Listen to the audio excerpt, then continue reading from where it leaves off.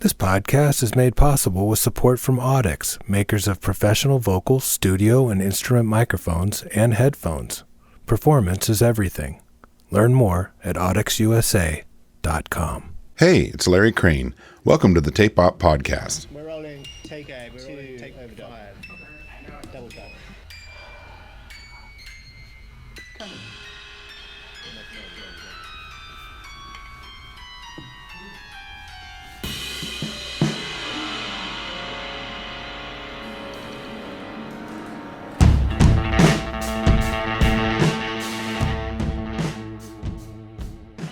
In 2002, for issue 27 of Tape Op magazine, I visited Jim Eno and Britt Daniel of the band Spoon at Jim's converted two-car garage studio in Austin, Texas, to talk about making records. It's now 20 years later, and Spoon's 10th album, Lucifer on the Sofa, is out. I talked to Jim about his public hi-fi studio, the multi-story building that replaced his garage, Spoon's new album, and gender inequality in the studio over Zoom. Enjoy.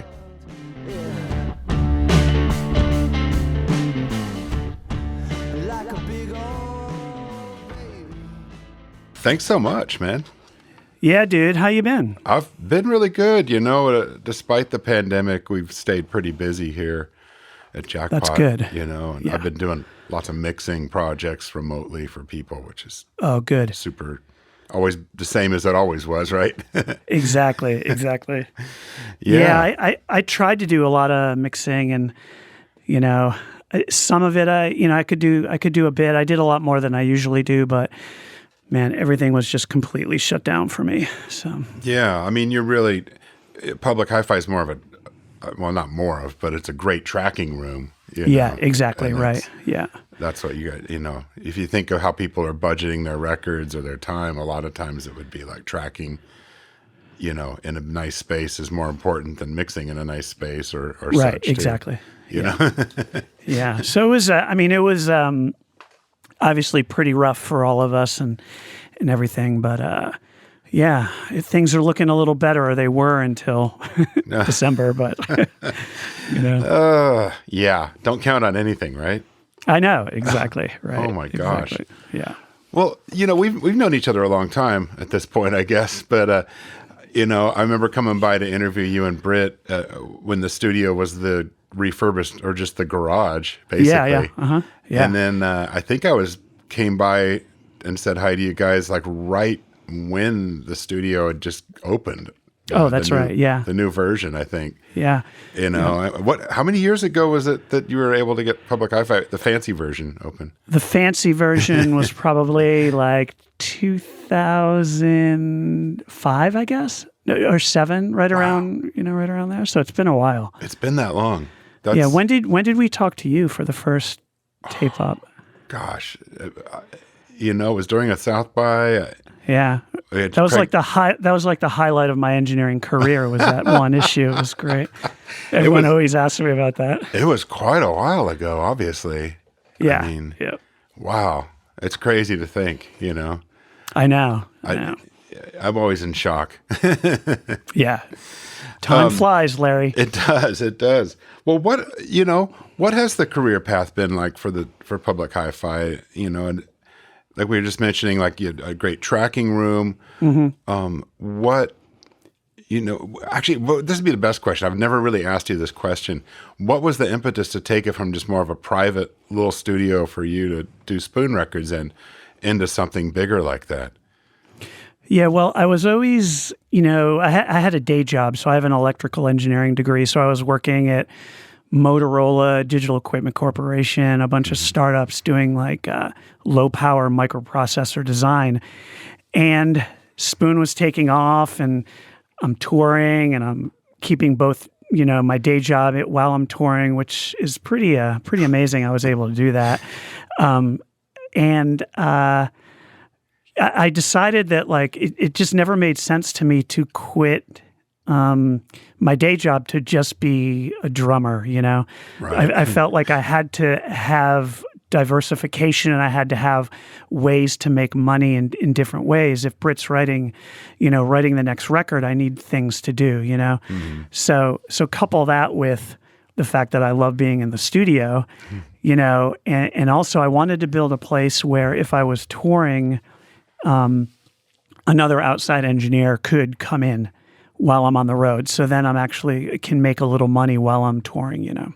Yeah, and the old place was very much just for you guys to work out of. Or for you to work exactly. out of, too. Exactly. You know, it was literally a 2-car garage, one room, you know, that with a closet that was an ISO booth where right. Britt had to like be on his hands and knees in order to do any overdubs in there, you know.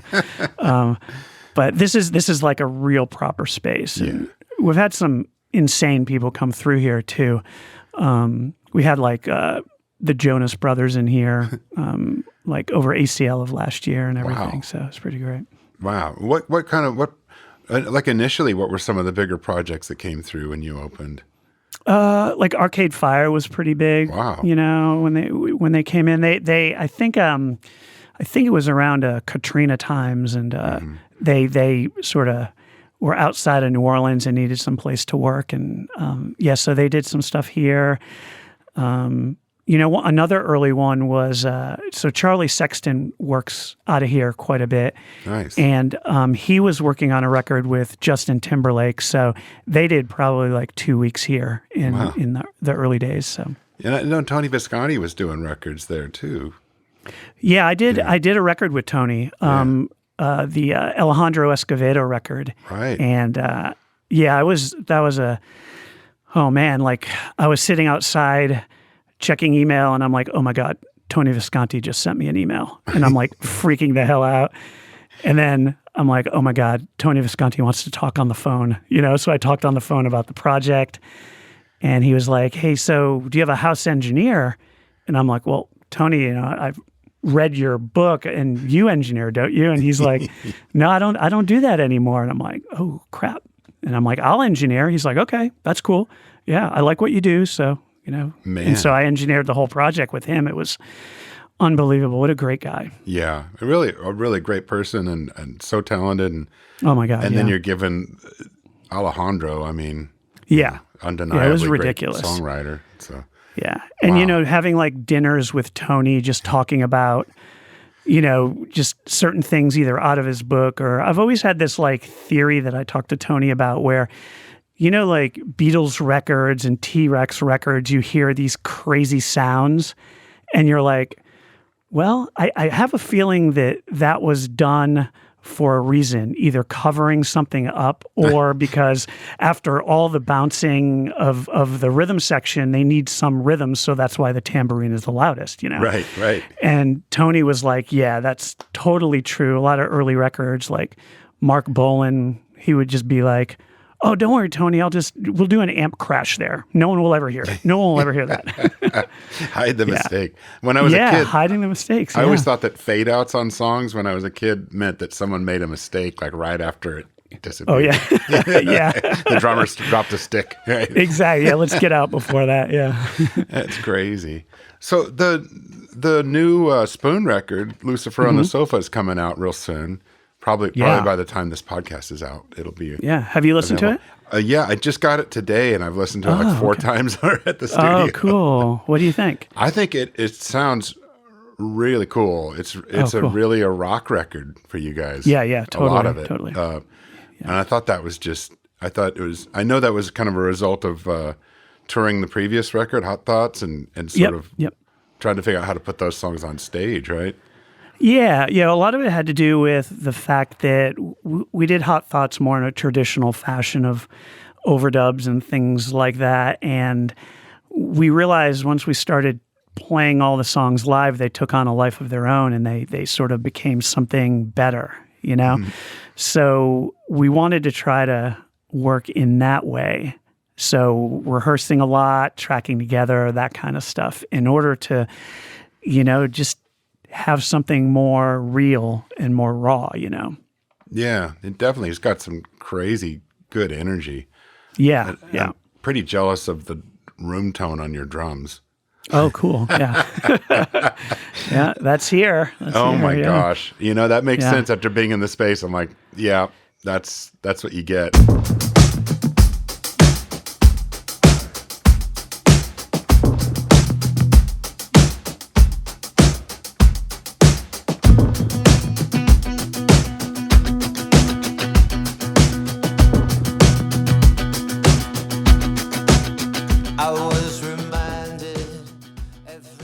Yeah. You like just a mic like up top high. on the catwalk and compress it a little bit. But we work with Mark Rankin on this record, Right. and he's great with, big drum sounds and things. His drum sounds were amazing, and pleasure to work with. I love that guy. So was he co-producing with you guys and engineering, of course, and engineering. Yeah. But on the record, like he would engineer while he's here, and then like obviously we all have our own places, and so there would be work happening at Britt's place when Mark wasn't here. We would do stuff at Public Hi-Fi, so it was just happening all over the place. But right, how did you pick Mark to work with on this record? Let's see. I think we were. Great. We may have to edit this, Larry. Yeah. I can't remember if Britt worked with him before or not. But I know we used him. We did like a trial session with Mark where he just came in and we did a couple tracks with him, and he was like awesome to work with. Really, like, I don't know. We've worked with a lot of producers, and there are certain producers that feel like any record they work on is theirs, and as opposed to the band's. And Mark is, doing everything to make the best record for the band, And Right. me as a producer, I can look at the good things that I've learned from producers and not do the bad things. And I feel like that is a major thing about being a producer, is just being able to, not take things personally and try to get the best record you can for the band. Yeah. I mean, I think we've all been on a journey of that, hence owning these studios and all that kind of stuff, because it is the indefinable part of learning how to make a great record for your own band or for your other bands, other artists. Exactly. And being in a band, I feel like that is a benefit on my producer side, because I didn't just come up, engineer, and then try to produce and stuff like that and figure it out on my own. I could actually work with a lot of really, really great producers and some bad ones, so I know what to do and what not to do. At least I try. What would be a takeaway from someone you felt wasn't, was bad in quotes, or not working as well for what you were doing? And I don't want to. We don't need to mention names, obviously. Yeah. Never. No, I just feel like we've had instances in the past where, Spoon has a sound. We have certain things that we like. Yeah. And we've worked with producers that, I don't know, they can't get behind that sound maybe, and they get frustrated, and they maybe sort of think it's more of about them than opposed to than about us. I mean, it's going to say Spoon on the record, so it's ours. I know there's always been a sound. I mean, from the very beginning, working with John way back and stuff, even like. Yeah, exactly. Yeah. There's always been a certain tonality. I've even remember asking you one time, like, how do you get that drum sound? And you're like, what? Yeah. It's the way I'm playing, I guess. Yeah. There's just certain personalities to the records and to the sound. Right, exactly, yeah. And then you work with a producer and engineer like Mark, and he gets it. There are certain things where we'll be like, I don't know if we're really feeling that. Is there too much low end or something? And he's like, oh, totally. It's like he makes changes to try to make us happy. That kind of thing. And I also feel that's a benefit of like, I don't know, I can be there and like sort of use a little bit of the engineering lingo when it comes to some of the things that we're hearing, so to steer them in the right direction. Right. Is it nice for you to always have someone else helping and doing the engineering and be able to just be a drummer when you're making a Spoon record? Yeah. I mean, that is a really nice. I mean, I feel like it's a different mindset to be in. I'm not good at producing and playing drums on the same song, I do that sometimes with artists I work with, and it just sort of throws me into a different place. I tend to, be like, oh boy, that damn snare drum right there. It's just, I don't know, it's late, or whatever. Right. Why did I do that fill? And when I'm producing, I have like so much better perspective because I could tell a drummer like, nah, don't just drop that kick drum or something. I can hear it a lot easier than if I'm playing it. Yeah. I found it, if I'm mixing something I played bass on, I always turn the bass like too loud or too quiet. Yeah, exactly. Totally. I never feel right. I know. Yeah, I agree. Yeah. It's real strange. I know. I'm mixing something now and I'm like, oh, the drum's too loud or whatever. So one thing that I do is I try to have people I can send mixes to. Do you do that? Do you ever? Just like a friend or a mentor? Yeah. Yeah. Well, or someone, because, like we're in our little bubble here, and you send it to someone and they may be like, man, the vocal's a little too loud. And you're like, boom, yeah, you're right. I don't know. It's an idea I had, like we should get a little group together that, pass them around. Yeah, be like, okay, does anyone have a non-attended session today? We could just be like, here comes a mix. Let me know what you think. I need help. I know. So it's just. I hope that the artists usually send me in the right direction, and we'll kind of push and pull on that. Yeah, but I'm talking like even before we send it to the artist. Right. Like I like to get it to a certain point where I'm excited about it and like, I'm like, yeah, this is it. But there's times where you don't really hit that point. You're like, oh, there's something about it, and so I do like getting like fresh ear checks, even with the artist, it's really good to bring them in before I've automated and all that stuff so that, they can be like, I don't know if you're, hitting this because of that. They can have a different perspective. It is so different. Like we talked about earlier, I've been doing a lot of unattended mixing, over the last 15 years, Yeah, right, exactly. And it's so different when someone's in the room, when the artist is in the room with you. Yeah. Even if they're there from the beginning, or even if they just come in at the last, stages and kind of. Sometimes I feel like you just read their motion in the room. Exactly. Yeah. I love when an artist comes in like right when I'm ready to automate, because I can still make like broad stroke changes, but then they're already they hear it at a point that I'm excited about it, and hopefully that's a good point. Yeah, the good things are happening.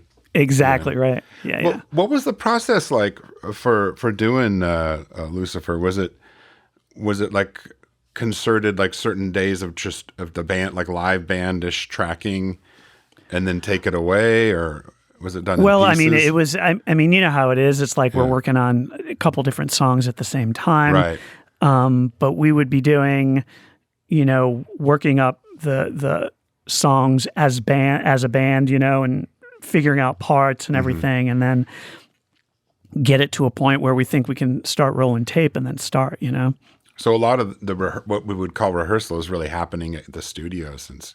Yes, exactly right. Yeah, sort of like pre-production into recording. Yeah. Is that just because that's the perfect luxury of being the studio owner, or is it just a nice, like a more fresh way to work for you? Yeah, I think we wanted to do this to try to like get it further along, sort of like how we were playing Hot Thoughts live. To get it to a point where, I don't know, I always feel like, when you track a new song and it's really, really fresh and new, sometimes like in the back of my mind, I'm like, okay, here's a chorus. Is the verse or is the bridge next? And so you have that in your mind. Right. And I feel like once you get to a point where the song so well, that's when the things feel more relaxed and you can get creative and stuff like that. So at least for me, it was good to, play like that and to get out of that mindset.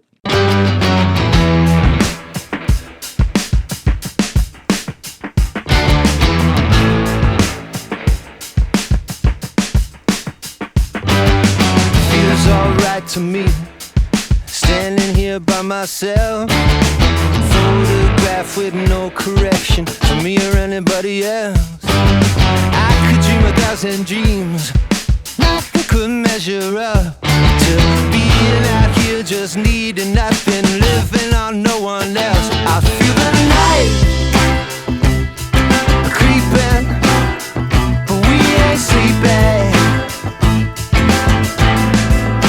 I feel the night screaming and street dreaming. Yes, telling you what it's meaning. I feel the night.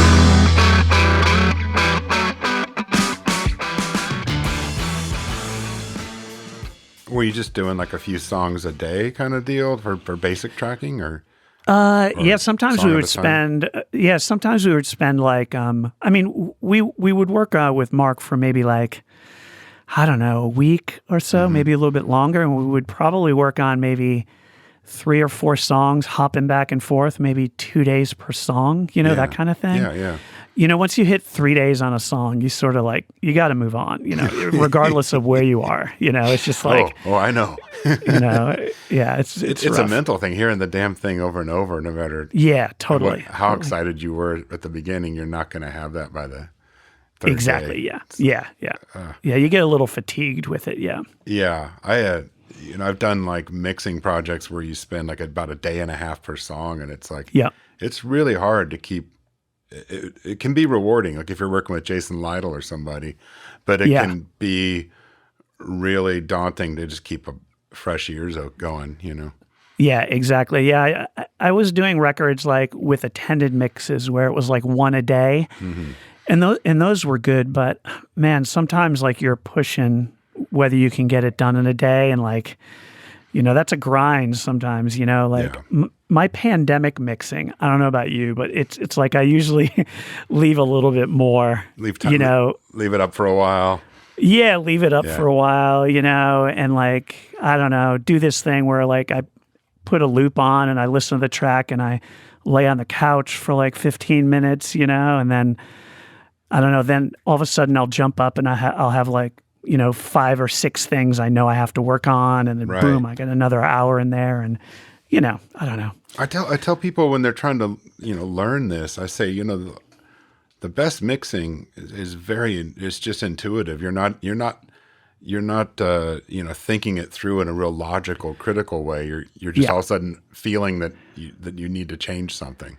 Exactly, yeah. Or like when you can flip your brain into being more of a listener, then I've found that like you're listening to the track and then things will pop out, you know, that you're like, oh wait, that doesn't really work. Wait, I need to compress that or EQ it or something because it's just not working yet, you know? Absolutely, man. And there's always some point in interviews where someone will say, well, you know, I like to go down the hallway and have it playing, or, you know, like get Yeah. out of the same room as where the mix is playing. Yeah. And I think part of it's just that too, because it sort of disassociates you from the process. Exactly right. Yeah, totally.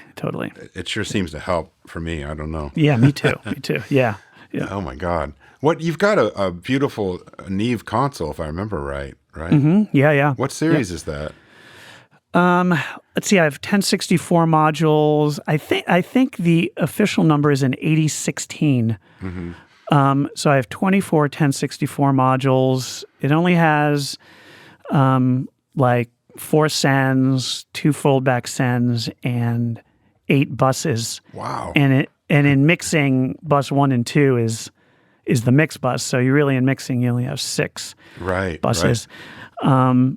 But since you've seen it, I have a brand new monitor section. So the monitor section is brand new. That Fred Hill, who's a great tech out of, he's like the Neve tech out of Nashville, designed for me. And then I was actually toying with the idea a few years ago about getting a new board because, you know, mix projects, you know, having 24 inputs just doesn't really cut it anymore, you know?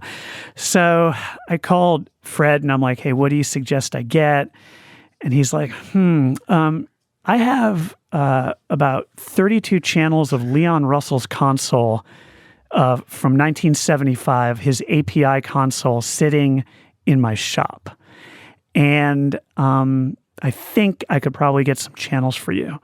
And he's like, so we do all the math and everything. He's like, I could do 16 channels easily and 24 channels, and that would be hard. And I'm like, let's do 24 channels. So I have 24 channels of Leon Russell's API where my patch bay was. Wow.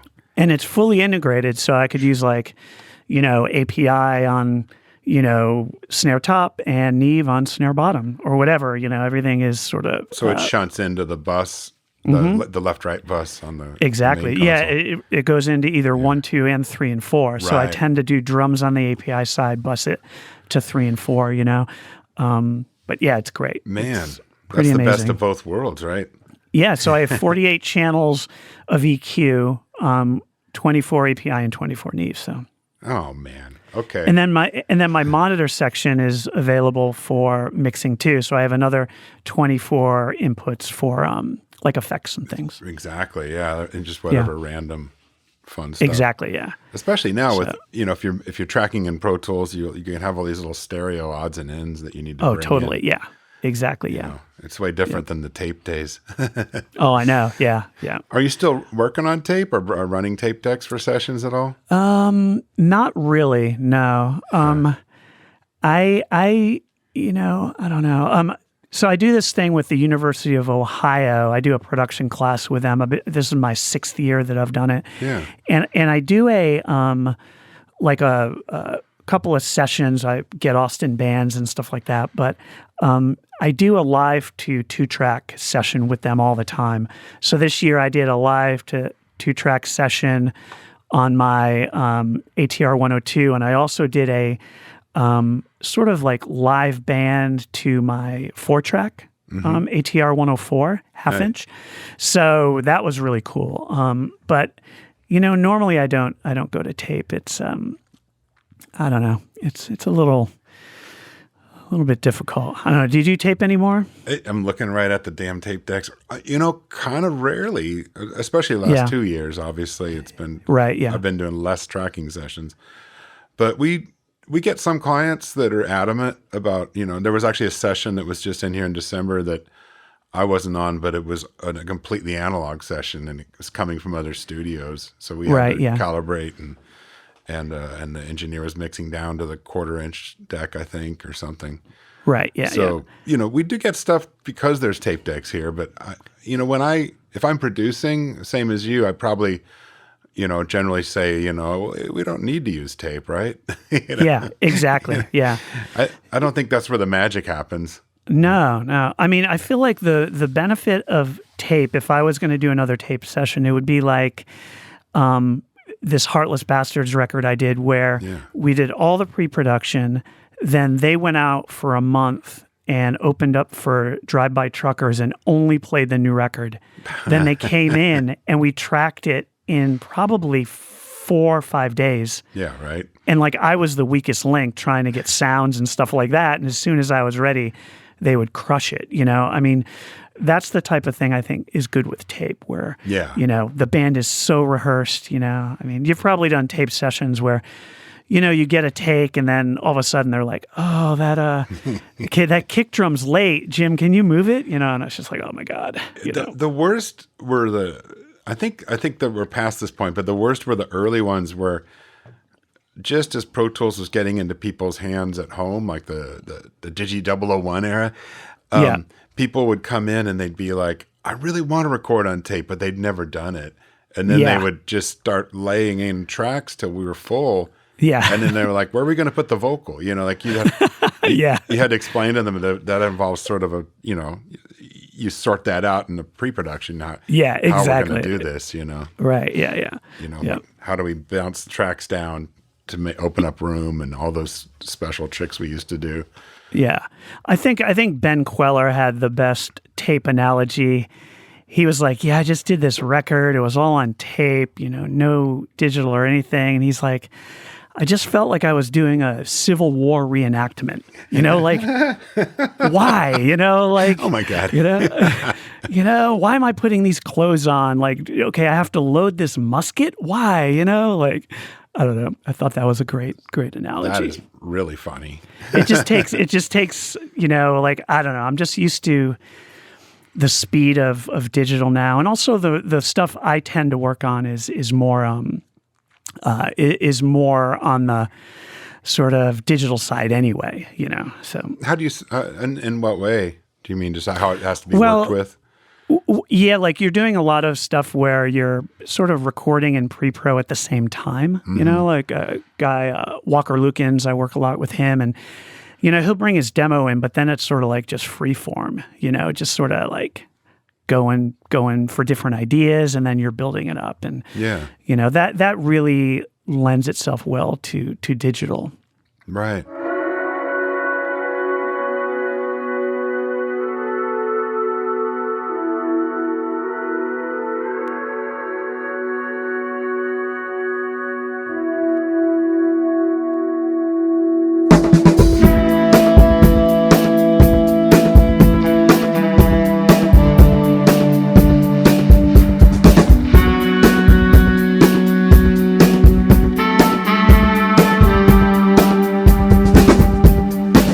Out in the front room, ashes stain his lips. Lucifer on the sofa, staring at you. You've been counting weekends, never getting dressed.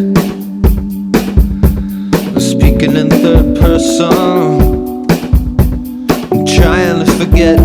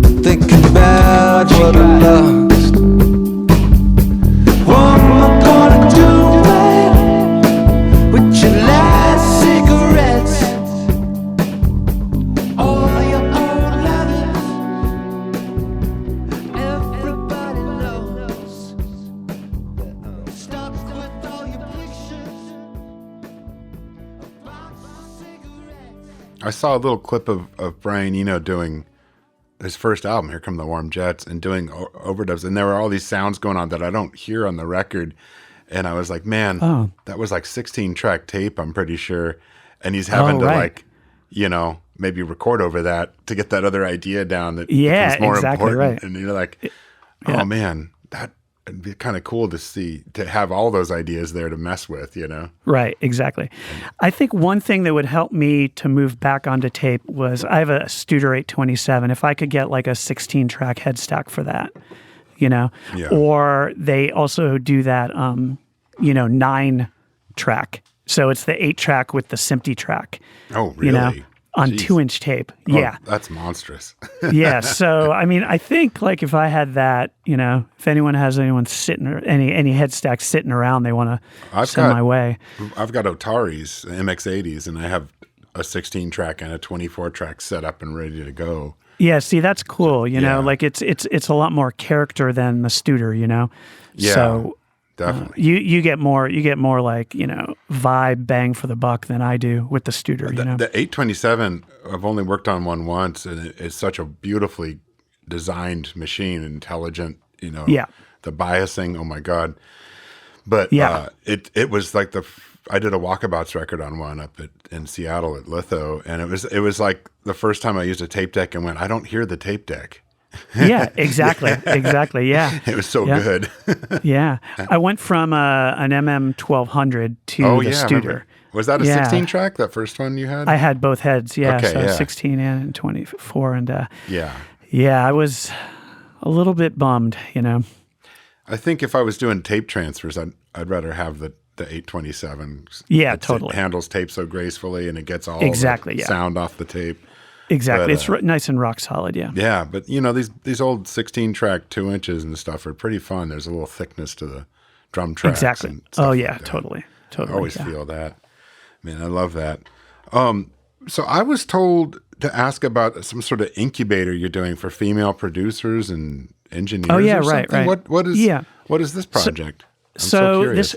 this happened during the pandemic where I told you about the University of Ohio thing I do, production class, and I've done talks at UT and stuff like that. I really like mentoring, and I like teaching and things like that. So I was looking for something, else to do. And I read a statistic during the pandemic, and this isn't exactly what it was, but it was on the order of like, if you look at all the producers and engineers in the U.S., there's only, of that number, only about 5 or 10% of them are women. Right.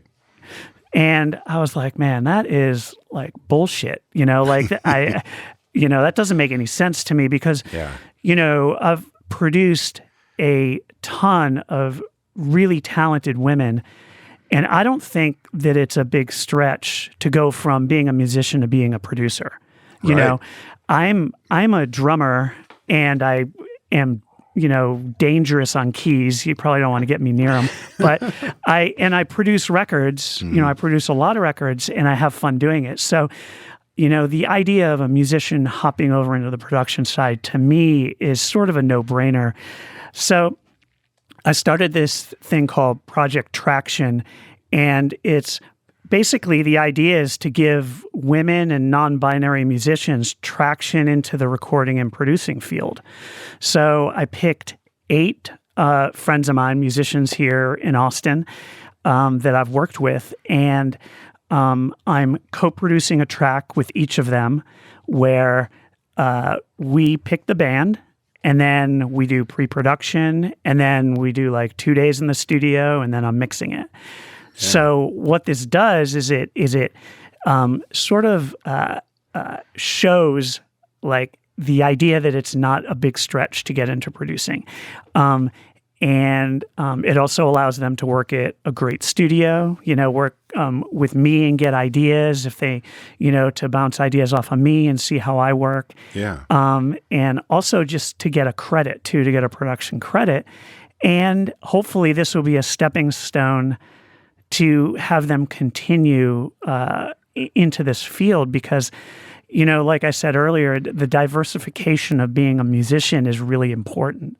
So if you're a musician, you could be producing, you could be writing, you could be doing all these different things. So, after this project, this is the first of many, hopefully, there will be, 8 new female producers working here in Austin, which I think is a pretty awesome thing. It's something, instead of like a focus group or a survey or whatever, it's something that I felt like this is something really practical, and this is something where maybe I can help make a difference and pump this number up because, it really should be 51% women, 49% men. Larry? Please. Yeah. A lot of my career has been spent working in the studio with really talented women, Yeah, and right. Yeah. our first intern was Joanna Bolme from the Chicks. Oh, yeah. And, me and Elliot, when we started the place, and my studio manager, Kendra Lynn, is an incredibly talented mixing engineer. She's worked with Britt on some of your stuff, even mixing things years ago. Yep. And so, it's, I see that. I worked with a lot of female-led bands, Yeah, totally. Me too. Yeah. And I was in a band that had a female singer, female guitarist in the 80s and 90s, and to me, that's my comfort zone. In fact, a lot of the projects I've done in the last year or two have been like female-led bands and sessions and stuff. And it's really fun, It's fun. I love the balance. I don't like I don't like sort of male. I don't know. I have a hard time on some like all male sessions if it's too masculine, if that makes sense. Right. Yeah. Totally. I get it. If there's like jokes about certain body parts or whatever the things are, I don't know, sexual orientation, whatever they think is funny. Yeah. I've been mortified, to be on some of those. And I find with a gender balanced session, it's really fun. You just get, I don't know, you see a different creativity and you see a lot of great things happen. And I would love to see more. I totally agree with you. There was a session I was working on recently with an artist I've worked with a number of times, and I was like, you should start producing people. Like, you get it. Yeah, exactly. Yeah. She was like, what? No, you could do it. Right, exactly. Yeah. Yeah, so I don't know. Right now, I don't know when this is coming out, but like we have the 8 artists, I think I'm done with mix 3, and 5 are recorded. I'm doing like tracking the other 3 here coming up in a couple weeks. So, we're going to be announcing it soon, but yeah, it's something I've been, pretty excited about lately. Good. That's really cool. Yeah. How did you choose the artist, the producer artist that you work with? Well, sort of like what you were saying, it's just, I've worked with so many great female artists that, and I'm like, hey, you should be producing, you should do this. And so I would even let's see, there's a artist, her name is Gina Chavez here in Austin. And like, I had never really worked with her, but I just felt like, she's, tours all over the world. She's like, she's sort of a badass here in Austin. And I'm like, I need to get her involved because I know that, she's probably, this is probably right up her alley, and as far as being able to move into this part of her career, and I'm not saying like all these women would just be producers from now on. It's just like I said, it's about the diversification of it, Yeah. And also the thing about producing that I've noticed is like you can do a lot of pre-production and work on a lot of projects at the same time. You can do a lot of upfront work. So because you can be like, hey, I got your demo. Here's some ideas. Get back to me in a week. And, so it isn't like if you're writing a song where you have to write all these different parts. You can suggest that they need another part. It's like, go do it. Yeah. It's like YDI, you do it. It's opposite of DIY,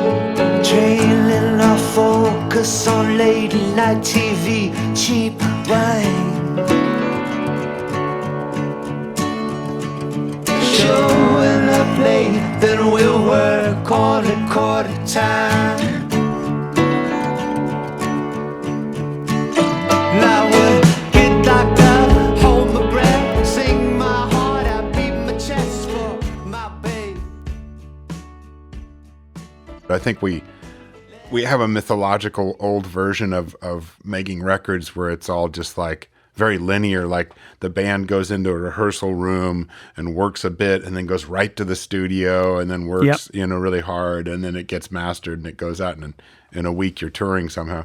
But it's really more like piecemeal all the time. Isn't it? Exactly. This world, Yeah. So we're always managing a number of projects. Right. Right. Exactly. And also I feel like it's good to get some distance from projects too. It actually makes you better at either mixing a project that you produced, or, like if you can swap around where you track, get everything done, move on to a different project, and then mix the first one, you just have a lot different perspective, better perspective. I think this is one of the few well, I guess every job maybe, but I feel like I'm always learning. And that's something Tony Yeah, Visconti totally. told me once. He said, I love this job because I'm always learning something new. Yeah, exactly. Yeah. You know, it's incredible. It's fascinating. Yeah. You know, what kind of things is there any kind of stuff you've thought about your studio that you're going to change or update or gear you want to buy really badly or any kind of just I mean, fun yeah, it's a stuff? long list, Larry, you know? Yeah. the 16-track head stack? Exactly. Yeah. Yeah. One of those would be nice. Yeah. I don't know. I'm like, you know, looking at Atmos, you know, do I get Right. into that, you know? I can't you know, figure out that world. I keep thinking like, I don't want to ever put anything in like surround. yeah. And is it going to last or is it just going to not matter in 5 Right. 10 Exactly. years? Yeah. Yeah. I know. But we're getting, you know, asked to do those types of mixes. And then also bands I work with are asking for those types of mixes. So, you know, maybe that's something that would help, you know, the business, you know. Right. So, yeah, that's probably the biggest thing I'm looking at. You're happy with like your Pro Tools system and converters and stuff like that these days? Yeah, I think so. I mean, I think it would be good to get a few more outputs, you know, someday. Yeah. Yeah, Pro Tools is fine. I just bought a Syntrax, you know that thing? It's like the old Synthy, you know, Brian Eno. Oh, yeah. Synthy, yeah. Syntrax. Yeah, so that's pretty cool. One of the most two pieces of gear that I've been most excited about lately is the Zen Delay by Erica Systems, which is pretty badass. It's a delay and it has a tube in it for the distortion saturation. But the filter it has is like, it's like butter. It's amazing. It's so smooth. Really a very, very musical delay. Like just the tone control of the signal that comes back from it? Yeah, just like the it's more for an effect. You can do like filter sweeps and things like that. Oh, It has right. a high pass, low pass, band pass, but it also has a resonance point. So you can get some pretty wild things, like really cool low end stuff happening. Right. And it has like saturation, has a ping pong, all the different things. It's very simple, but I love the sound of it. It's really great. It's amazing when in the plug-in world that we're in now that how much more important it sometimes feels to have hands-on effects units and stuff. You know, Exactly. Like I have one of those tube tape echoes. You know, the full tone. Yeah, totally. You know, stuff like that where you can just grab it and wrestle it and make it do crazy sounds. Yeah, and I love doing that too because I wouldn't say never, but I try not to use any time delays. You know, I try to just do it on the fly. Yeah. Because I think it's cool, like after a couple repeats that it goes out, you know? So, and then the other piece of gear I've gotten recently is this Pulsar 23 Soma Systems.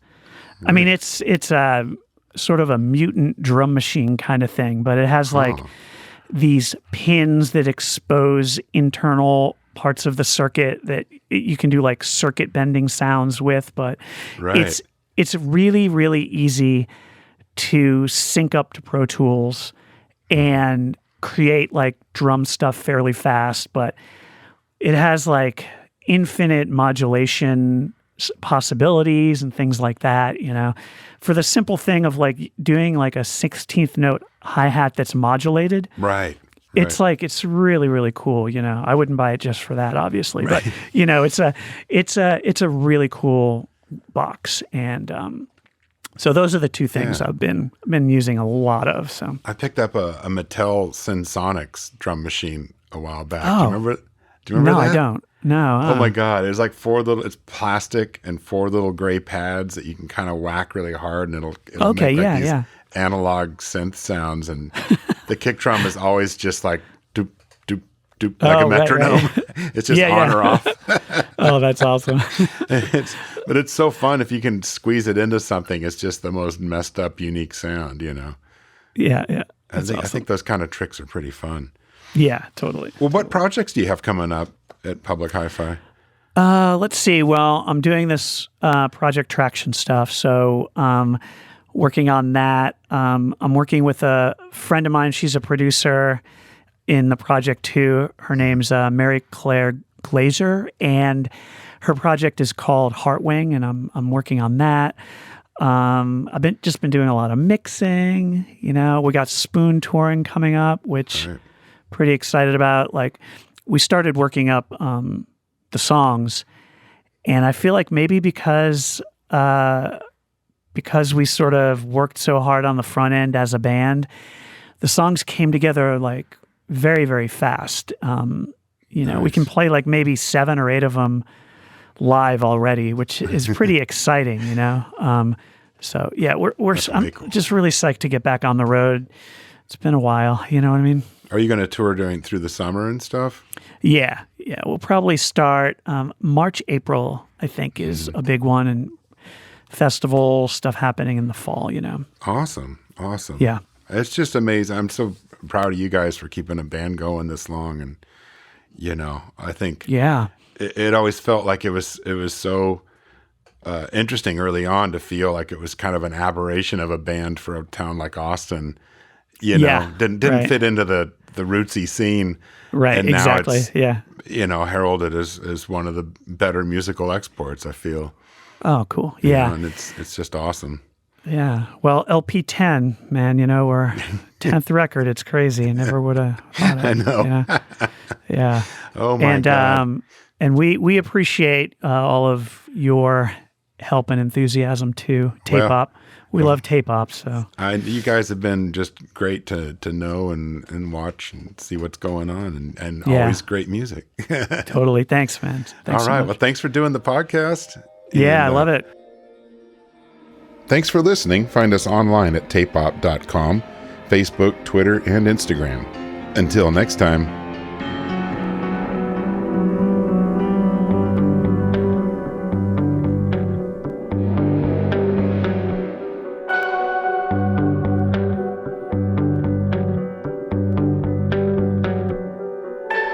I'll be a satellite out here on my own.